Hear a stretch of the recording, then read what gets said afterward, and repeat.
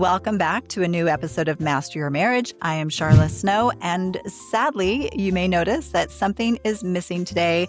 I am sad to report that Robert won't be here on today's show, but he will be back next week, which I am looking forward to. But, Robert and I have been reading a book lately that I can't seem to stop thinking about. I've been thinking about this book for the last 2 weeks. It's called Love Your Enemies by Arthur Brooks. And if you haven't read it, I highly recommend it. On the surface, it looks like it's a book about politics and culture. But the deeper we got into it, the more we realized that it's a book about the most intimate relationships that we have. And the book focuses on one of the biggest culprits for why these relationships fail, why they erode.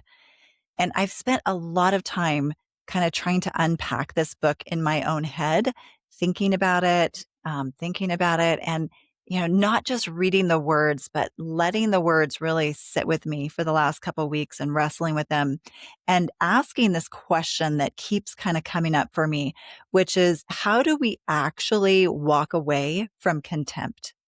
Not just manage it, not just reduce it a little bit, but how do we truly walk away from it? And after sitting with this book for a little while, I've come to the conclusion, and this feels almost uncomfortable to say out loud, but I think that contempt may be the most powerful drug available in our culture right now. It is absolutely addictive. And in some ways, I think it's actually harder to detox from than other substances that we think of as hard drugs, like heroin, for example. And we're going to get into the brain chemistry later about why it's so addictive, because the science is actually quite striking. But even before we talk about the science, you already intuitively know that this is true. You're familiar with it. You're familiar with that quick hit of superiority, that flash of, I'm right. And not only are you wrong, but you're stupid. Or that little rush that you feel when you're on the side, the right side, the side that clearly sees things correctly, while the other side is obviously blind or dumb or ignorant. Those moments, they kind of feel good in the moment, don't they? It feels good to be smarter than someone or being better than someone. But then that drug of contempt begins to demand more and more of us. And it's destroying marriages left and right. It's destroying families. And it's quietly hollowing out the very relationships that are supposed to be our safest places.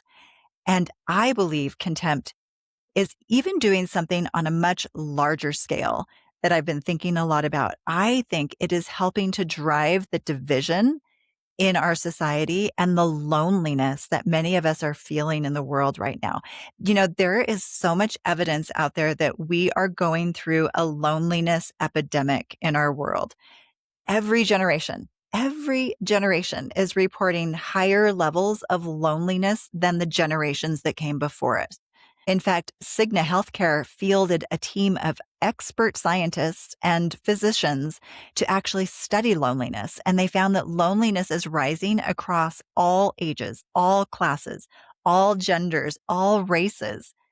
The loneliest group right now are actually people between the ages of 18 and 22.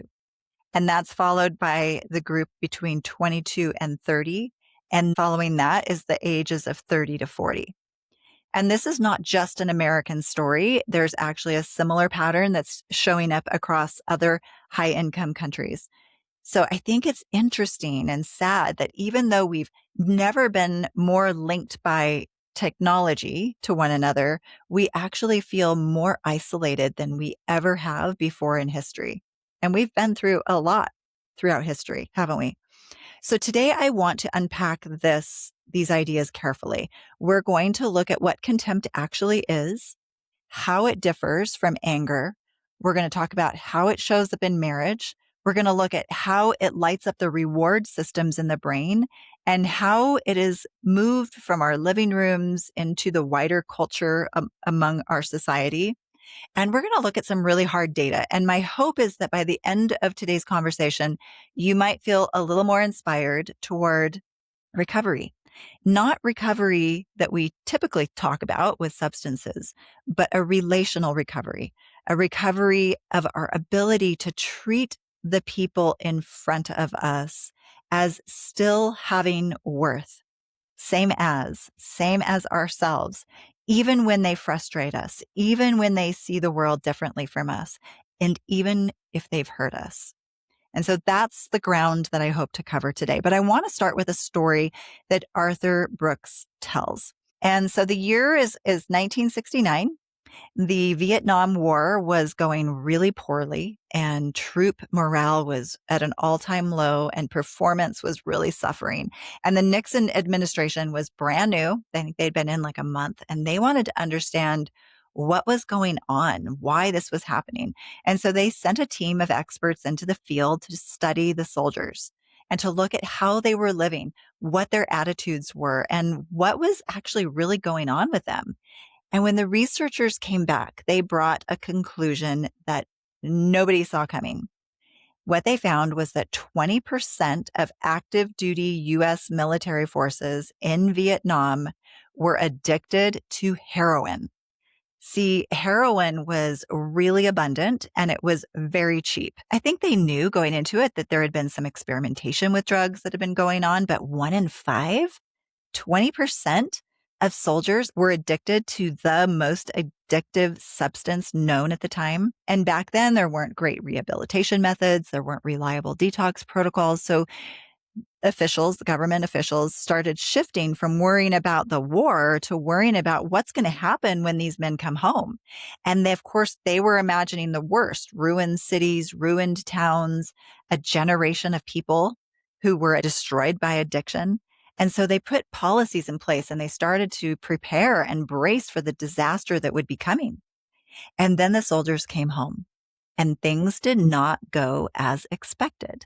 In fact, 90% of the men who had been addicted to heroin came home and stopped using it spontaneously as soon as they were back with their families.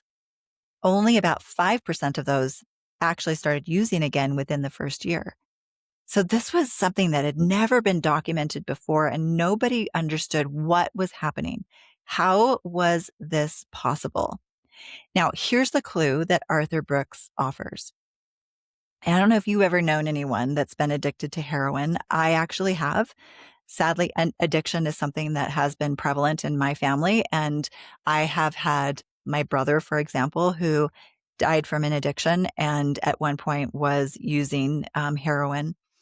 And if you ask a heroin addict what it feels like, one of the very common things that you may hear is that it feels like pure love. It feels like pure love. So what happened to those soldiers when they stepped off the plane and fell into the arms of their wives, their parents, their children, their loved ones? What happened when they were able to get real eye contact from someone who cared? When they were able to get presence and belonging? They received something that their brains had been chasing and trying to replace all along, which is love. So you've heard of oxytocin. We've talked about it here on the show before. Oxytocin is often called a love molecule.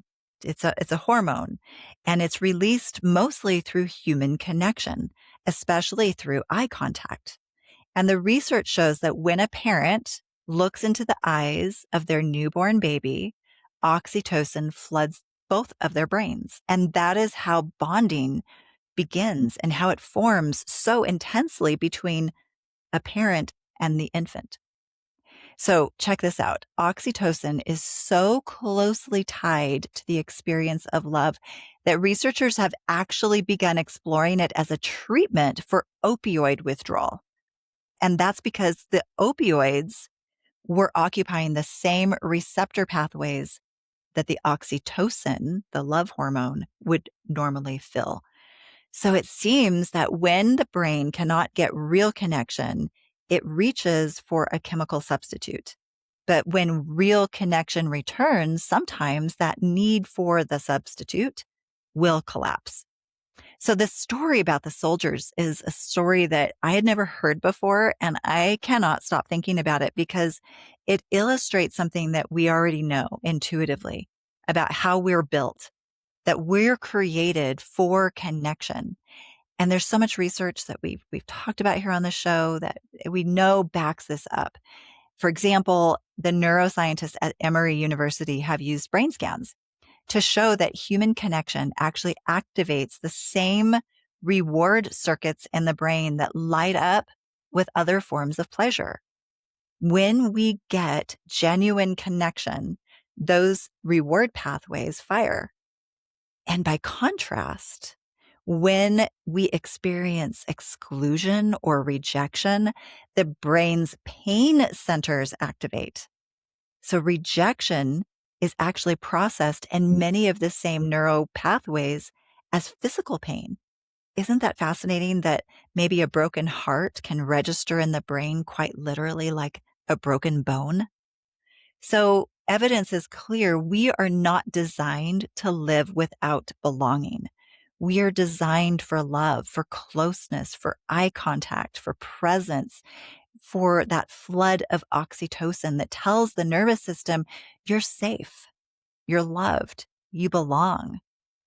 And so if all of that is true, which I believe that it is, if we are built for connection, and if the absence of connection creates profound craving, then the next question becomes really important.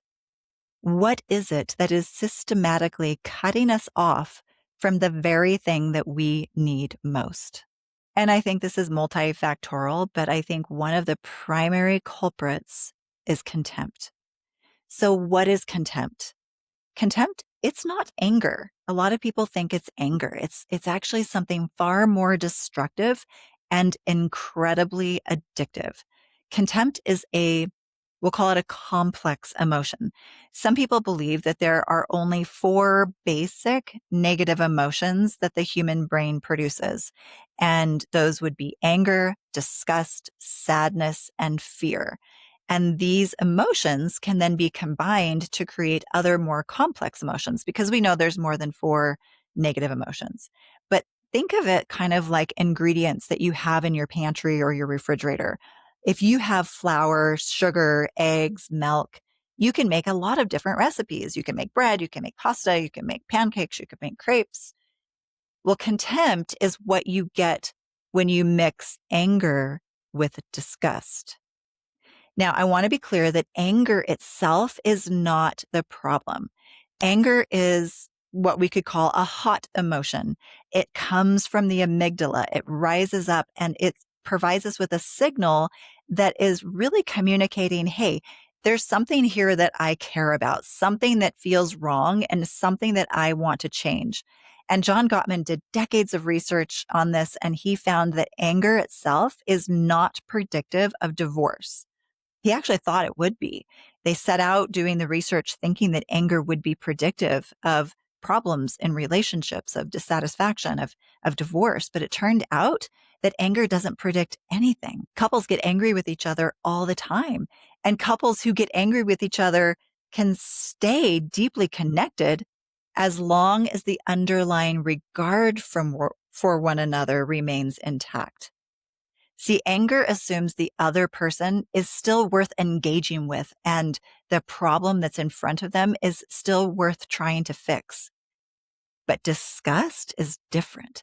Disgust is cold. It's actually an emotion that evolved in humans to protect us from pathogens, from things that could kill us, from things that could make us sick. So when something smells rotten or it looks contaminated, a part of the brain, the insula, lights up and the body recoils from it. And it is disgust. And that disgust is communicating with us, hey, you should get away from this. This thing is dangerous. It is poisonous. It's going to hurt you. And so when you mix the heat of anger with that coldness of disgust, guess what you get? You get contempt. Now, Arthur Schopenhauer, he was a 19th century philosopher, and he defined contempt. He said that contempt is, quote, the unsullied conviction of the worthlessness of another. Not I disagree with you, not I'm furious with you, not even you hurt me, but you are beneath consideration. You are not worth my regard. And if you think back to situations that you've been in your life, you have felt that difference, the difference between anger and contempt. Maybe you've been speaking with someone when all of a sudden they roll their eyes at you, or you've heard that tone, that sarcastic, flat tone with the comment, sure, whatever. Or you've heard someone talk about you in the third person while you're sitting right there in front of them.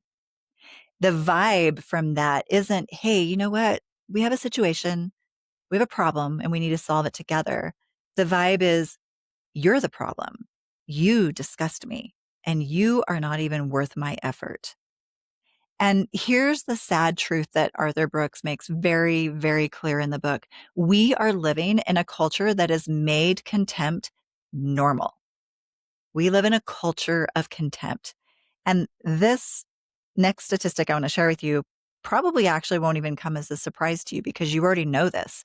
But after the 2016 election, approximately 1 in 6 Americans reported that they had stopped talking to a family member or a close friend over politics. Now, new recent surveys have come out showing that since 2016, that pattern has not gone away. In fact, it's actually getting worse. In 2025, a survey found that nearly 1 in 5 Americans had stopped speaking to a friend because of political disagreements. And this is very different from how things used to be. If you go back into the 1960s, only about 5% of Americans said that they would be displeased if their child married someone from the other political party. But today, 1 in 5 are cutting people out of their life over policies. And what do? We frame it as something that is morally necessary. We have to put up our boundaries with other people because it's morally necessary. And we see contempt everywhere around us, in politics, around topics like vaccines, think about when we went through COVID and the decisions people made that were different from other people's decisions and the contempt that we saw there. We see contempt around voting records, and we see words all the time like evil, stupid, deplorable. Just swipe on social media for 10 minutes and see how many of those words you see. And this is not anger. It's not an anger problem. It's a contempt problem. And when contempt has destroyed enough relationships, the result isn't just this division that we feel in the world. The result is loneliness. So in 2014, there was a really fascinating study published on something called motive attribution asymmetry. And that's a really complicated name for a straightforward idea. I don't know why researchers have to use these very complex titles, but motive attribution asymmetry means that in conflict, each side becomes absolutely convinced that their side is motivated by love and high ideals, while the other side is motivated by hatred and malice. They're evil. And the other side believes the exact same thing, that they are the ones motivated by love and the opposite side is motivated by hate. And obviously both of these things can't be true, right? And so here's what I found so shocking in the book. The level of asymmetry between American Democrats and American Republicans has reached levels that are actually similar to Israelis and Palestinians. That is shocking. Both sides, red, blue, both sides feel absolutely morally righteous, and they see the other side as deplorable. I mean, think about just that word alone and how that signals contempt. But let's look now at more of how contempt impacts marriage. And this is where I think the research obviously applies to our show, but it's where the research gets incredibly sobering for me. So as you know, Dr. John Gottman and his wife, Julie Gottman, have studied thousands of couples over decades and in very systematic ways. And after watching couples discuss a disagreement for less than an hour, the Gottmans could predict with roughly 94% accuracy which couples would end up getting divorced within the next 3 years. That's astonishing. So, do you know what the number one thing was that Dr. Gottman was watching for when these couples would have these disagreements? It wasn't the presence of anger. The strongest predictor of divorce was contempt. Gottman would look for all of the small and subtle words or behaviors that communicated worthlessness. Things like eye rolling, that was a big one, sneering, sarcasm, hostile humor, belittling, talking down to, using a dismissive tone. Those little eye rolls, they seem like not a big deal, right? But effectively, what they say to the other person is, what you just said is so stupid, or what you feel is so irrelevant. You are beneath my consideration. All of that is wrapped up in an eye roll. And contempt, sure, it can be loud. It can be the big words that we say, but it's quite often very subtle, almost casual. And the eye rolling is a perfect example of that subtle but very destructive behavior. Gottman calls contempt sulfuric acid for love.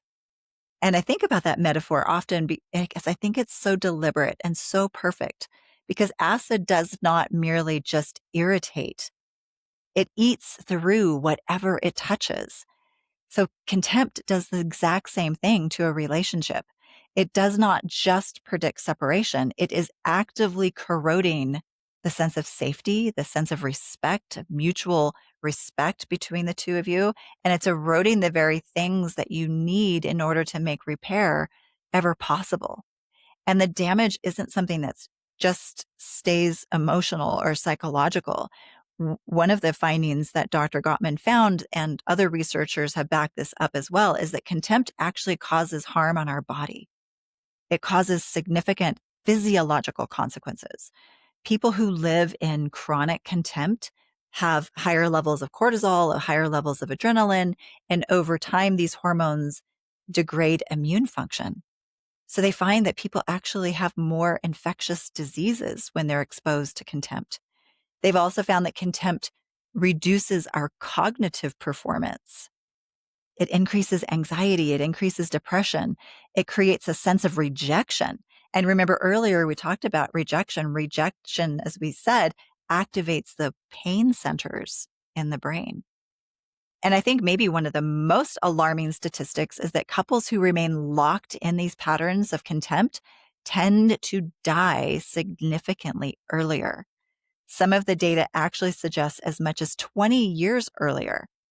So it's really clear that contempt has a measurable biological cost. And what I find interesting in working with couples on a daily basis in coaching is I see that couples still love each other. Even couples that treat each other with contempt can still really love each other. And the contempt that they do is something that is usually reactive, coming from their adaptive child brain, right? Their regressive brain. But it's also a behavior that over time becomes a bad habit. One person expresses contempt, the other person then responds in contempt, in kind, and that cycle continues and tightens like a knot that tightens. And over time, it becomes the automatic way that couples tend to treat each other. And here's one of the things that this last week that's kind of had me reeling as I've been thinking about this book. The majority of Americans actually say that they hate this culture of contempt that we live in.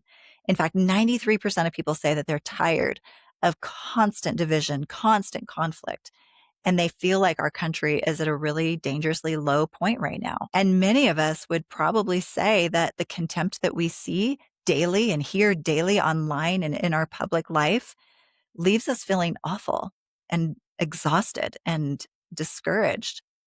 But yet we keep participating in it. And we still scroll online for that next hit of outrage. And we still laugh out loud at the post where one person is mocking another person.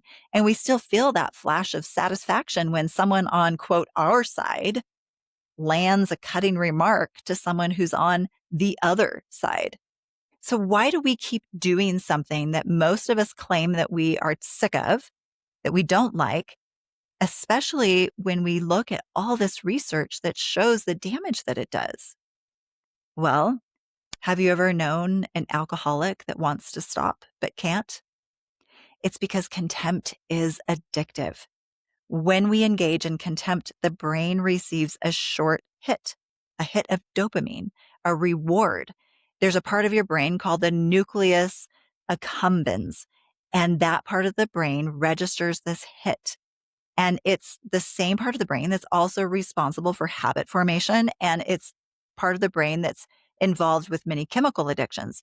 So basically what I'm saying is that contempt briefly feels good. It gives us this powerful hit. It feels powerful to be right, to act superior, to belong on the side that, has everything figured out, while the other side is, stupid or evil. But that momentary pleasure fades quickly. And then the brain seeks another hit of dopamine and then another hit. And so what do? We leave CNN running on the television in the background, just background noise. We get caught up in the political debates. We obsessively listen to podcasters bash other podcasters. We can't wait for the next episode to come out. There's endless suppliers that give us a hit of this drug called contempt. And just like other addictions, just because we know it's destructive usually isn't enough to stop the behavior. Because when it comes to in the moment, we choose that short-term satisfaction rather than pausing and looking at what is the long-term consequences of this behavior. And that's the trap. We say we want connection. Our brains are wired to need connection. And yet we keep reaching for the substance or the behavior that is steadily undermining the very thing that we need most. So I knew this topic was going to be heavy and I knew it was going to take a lot of attention and time. And so I'm actually going to break this conversation up into two parts. My purpose for today's episode was to really just hopefully wake us up to something most of us would rather ignore, something most of us would rather continue to just let run on autopilot and not see it in ourselves. And I love it when the light bulb comes on, especially when I'm working with clients and they realize, oh my gosh, I had no idea I was doing contempt, which is also, by the way, grandiosity. And so a lot of people realize, wow, I didn't realize how I was actually thinking about my partner in this way. And I love it when that light bulb comes on because contempt is not just a bad habit. It's an addictive pattern that slowly cuts us off from the very connection we're wired to need. It ends marriages. It fractures families. And physically, it is taking a huge toll, not just on the person who is receiving contempt, but also on the person who is giving contempt.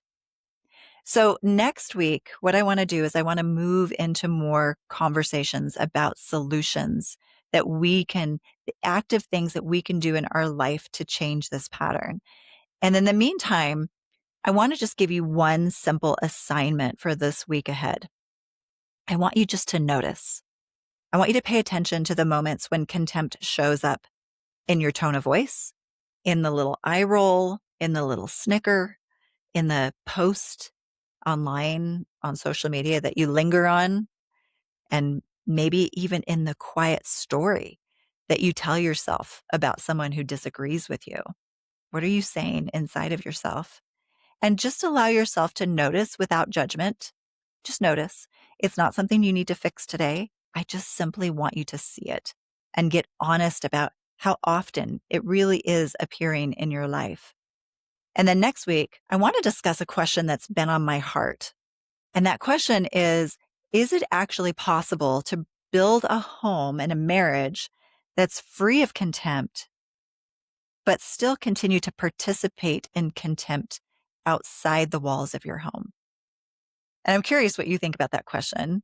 I'm going to share my thoughts with you on that next week. So come back next episode ready to work and ready to make change. Thank you so much for listening to today's episode. If this episode landed for you, I would love it if you shared it with someone who needs it. And also remember to like, share, subscribe to the show. We put out a new episode each week, and that way you get notified when the next show lands. As always, be kind to each other, put each other first. It's the small things done often that create the greatest impact. Until next time.